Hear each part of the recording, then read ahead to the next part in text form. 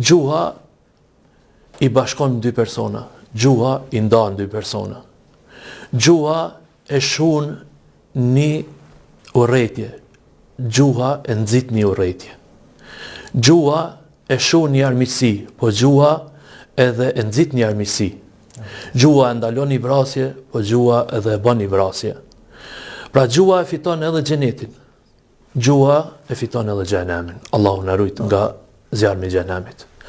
E shohim Resulullahin sallallahu alaihi wasallam kur ka fol për çështjen e gjuhës dhe efekteve të saj, thot pejgamberi alayhis salam, ajo që më së shumti i fut njerëzit në zjarmin e xhenemit janë dy. Është gjuha dhe epshi.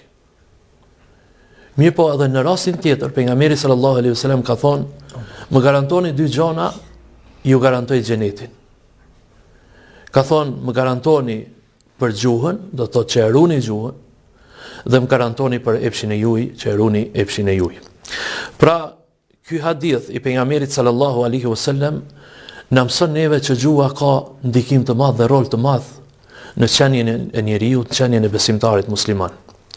Dhe kur jemi në muajin e Ramazanit, natyrisht që disiplina jonë duhet të jetë jo vetëm e trupit, po e gjithë gjymtyrëve.